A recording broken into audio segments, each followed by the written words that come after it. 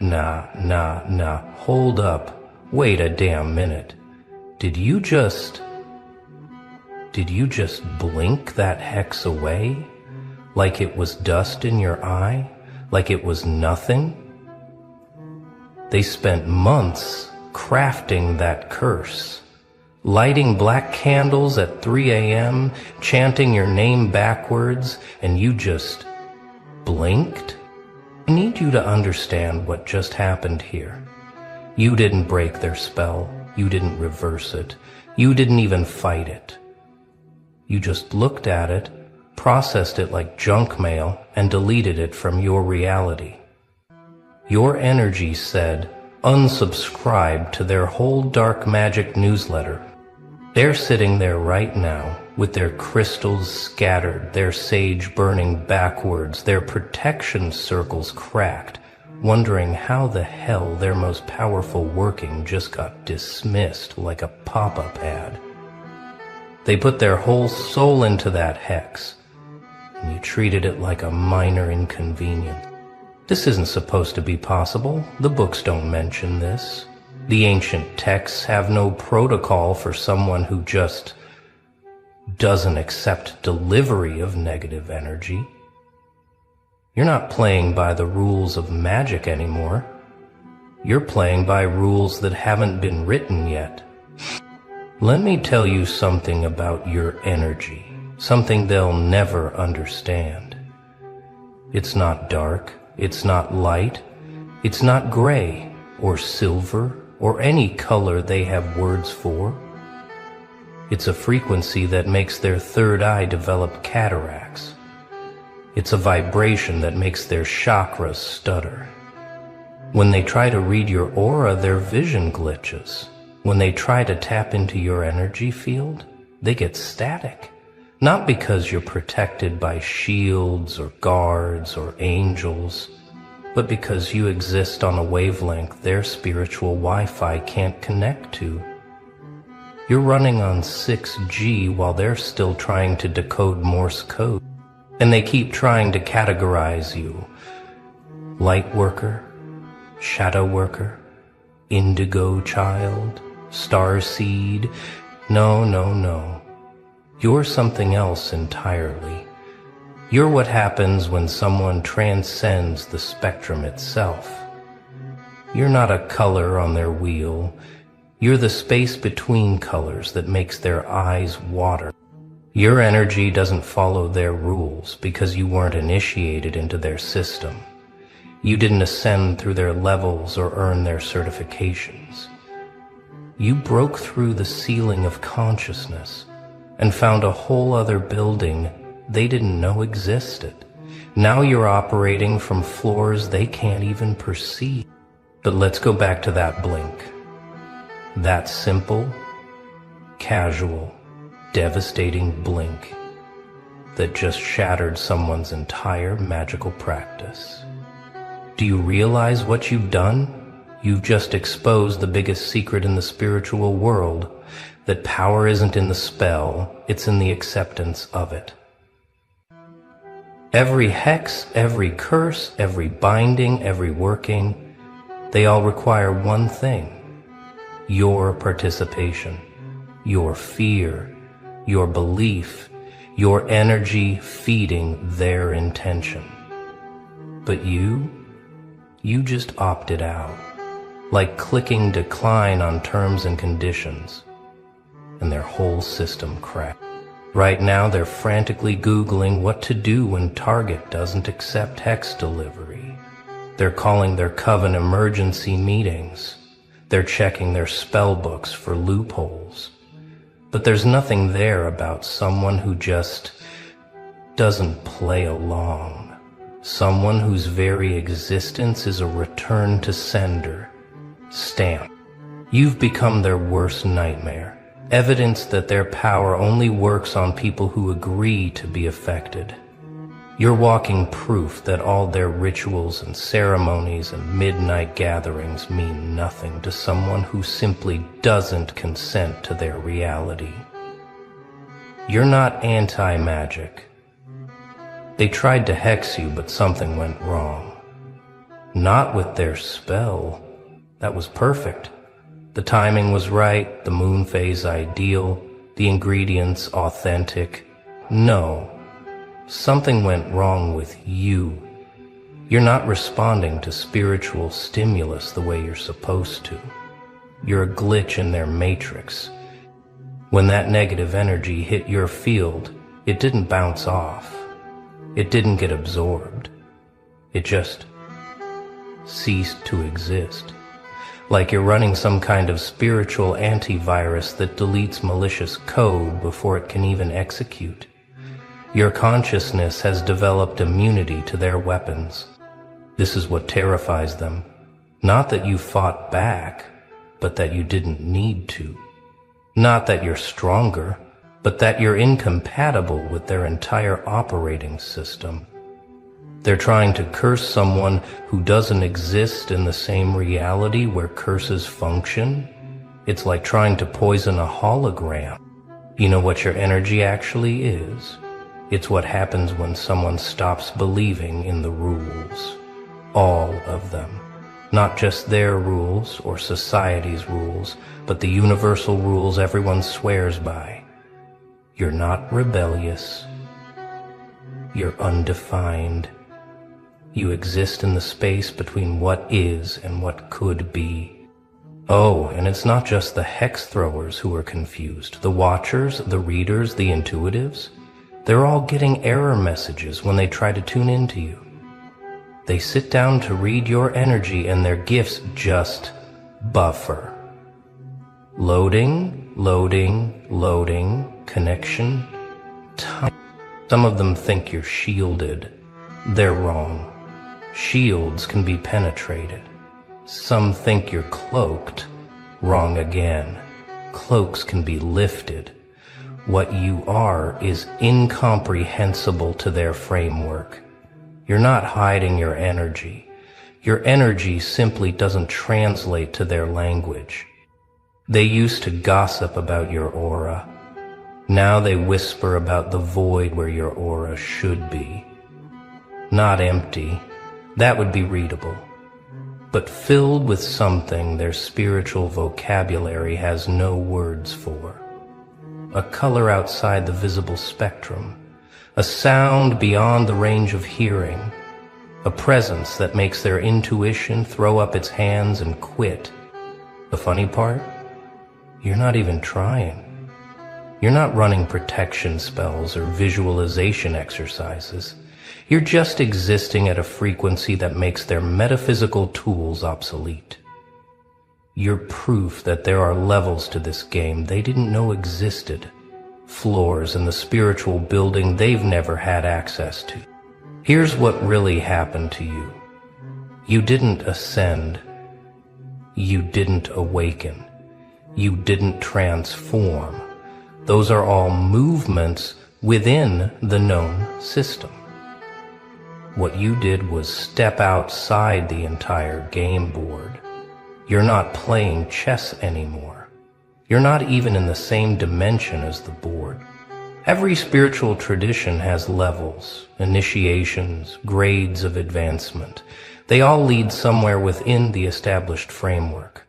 But you found the exit door, not to another system, but to the space between systems. The void that exists outside all their carefully mapped territories. This is why they can't hex you, why they can't read you, why they can't understand you. You're not operating from chakras or meridians or energy centers they recognize. You've developed an entirely new anatomy of consciousness. You're running on hardware they haven't invented names for yet. When you blinked that hex away, you weren't using protection or reversal or any technique they teach. You were simply existing at a level where hexes are as relevant as someone trying to fax you a curse. The technology is incompatible. The frequency doesn't match. The entire premise is obsolete. You want to know the rules of your new existence? There aren't any. That's the point. That's the power. That's why a blink from you carries more weight than their most elaborate rituals. Because you're not bound by the laws they all agreed to follow. You opted out of the spiritual contract. In their world, every action has an equal reaction. Every spell has a counterspell. Every attack has a defense. But you exist in a space where those dynamics don't apply. You're not playing offense or defense. You're not playing at all. You're simply being at a level where their games look like children's make-believe. This is what happens when someone genuinely stops caring about the rules of engagement, not rebels against them, that's still participating, but genuinely forgets they exist. Your consciousness has evolved past the point where their reality feels real. You're lucid dreaming while they're still convinced the dream is all there is. They'll keep trying, of course, new spells, older magic, different approaches, but it's like trying to send a telegram to someone who only exists in virtual reality. The medium doesn't match the target. You're unhexable, not because you're protected, but because you're incompatible with hexing as a concept. Let's talk about this color they can't name, this frequency they can't match. It's not that you're vibrating higher or lower. You're vibrating sideways, in directions their spectrum doesn't account for, in patterns their sacred geometry can't map. You're the spiritual equivalent of a color that only exists in impossible spaces. When sensitives try to look at you directly, they get the same feeling as staring at an optical illusion too long. That disorienting sense that reality isn't quite what they thought, that the rules they've based their whole practice on might just be suggestions, options, one way of seeing among infinite possibilities. Your energy signature looks like static to them because their equipment isn't calibrated for your broadcast. You're transmitting on channels their receivers don't have, speaking in languages their universal translators can't decode, existing in spectrums their rainbow never included. This is why you can blink away hexes like they're nothing, because in your reality they are nothing, just outdated software trying to run on an operating system that's evolved beyond recognition. You're not immune to their magic. Their magic simply doesn't exist where you're standing. You should see their faces when they realize their most powerful workings just don't work on you. It's not anger, it's not frustration, it's existential terror. Because if their hexes don't work on you, what else might be false? What other limitations might be illusions? What other rules might be optional? You're not just a person who can't be hexed. You're proof that hexing might not be as real as they thought. You're evidence that all their careful study, all their inherited wisdom, all their practiced arts might just be elaborate games played by people who agreed to the same rules. And you never signed that agreement. They gather in their circles now, not to curse you, but to discuss you, to try to understand how someone can exist outside their entire framework. Some say you're protected by forces beyond their understanding. Others whisper that you might not be entirely human anymore. They're both wrong and right simultaneously. The truth is simpler and more devastating. You remembered that reality is optional, that consciousness doesn't have to follow the paths laid out by tradition, that you can simply opt out, not fight against, not rebel, not resist, just calmly decline to participate in their version of how things work. You didn't learn how to blink away hexes.